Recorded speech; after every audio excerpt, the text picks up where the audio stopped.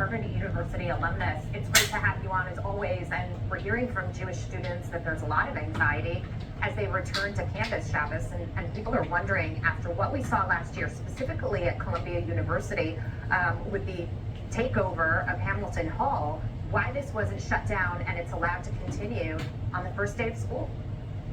Well, that's the critical question, and it is astounding that after a year, after the semester we just had, we're back to square one. So number one, we have to dispel this notion that this is something about protected free speech, and this has to do with criticism of Israeli policy. In the last week, 2 Jewish students at the University of Pittsburgh were physically assaulted. That's a felony. The Hillel, which is the main institution of Jewish life at Temple University, was surrounded with mass protesters waving flags of the Popular Front for the Liberation of Palestine, which is a U.S.-designated terrorist group. That's intimidation. We had at Harvard just yesterday a mezuzah being ripped down from a Jewish student's dorm. That's a religiously motivated hate crime. And of course at Columbia you have the destruction of property, and you have individuals with their masks refusing to allow Jewish students to enter the class. So you want to combat anti-Semitism, you want to make institutions of higher learning about education again, prosecute crime. It's not rocket science. I don't understand why we have so many feckless leaders who have emboldened and incentivized intellectually challenged anti-American morons to terrorize and to take over once world-renowned institutions.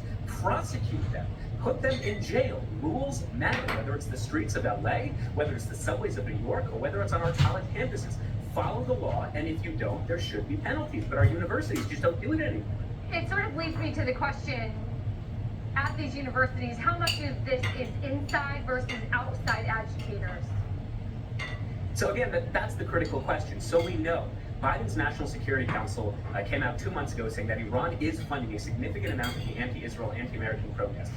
At the same time, a lot of these are students. I don't know if that makes it better or worse, but they are indoctrinated in the classroom by professors, and take it from someone who took those classes, who learned from those professors. They are taught that there is no greater evil than the United States of America, that the state of Israel is not a democracy, but simply the last great outpost of imperialism. And then you wonder why students want to sleep in tents for 4 weeks and smoking pot. It's because they are taught that there is no greater virtue than being this social justice warrior who blocks Jews on their way to class. So there's a lot of outside money. At the same time, we have to look at the root of it, which I believe is the professors, it's the curriculum, it's what is being taught in the classroom, and it's shocking.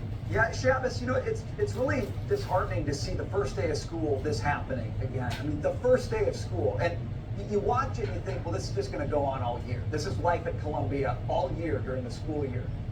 What has to happen? Who has to change sides? Who has to speak out to break the logjam, to really get things moving? Is it the faculty? Do the faculty en masse need to say enough is enough? Is it the board of trustees? Who is it that has to change in order to change what's happening on campus? As it pertains to responsibility, I would agree with you in theory that it's the faculty, it's the board of trustees, it's the president of the university. What we've seen in the last year is they are either complicit or they're simply bystanders. So you just had Congressman Jason Smith of the House Ways and Means Committee. He's an incredible guy, incredible congressman.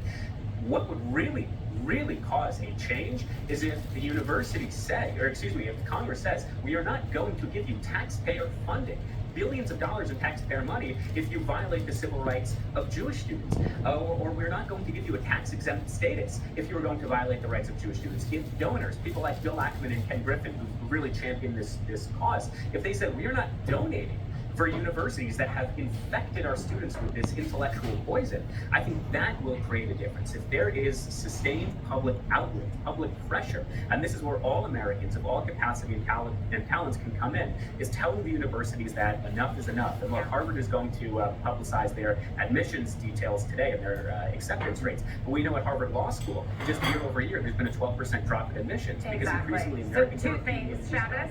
Some of the big donors have pulled back those donations. That's one step in the right direction, but the tax-exempt status is the other piece of it. And then boycotting the universities, for parents to say and for kids to say, I don't want to go to school here. That will send a message. Shabbos, we appreciate your time today. Thank you so much. Thank you.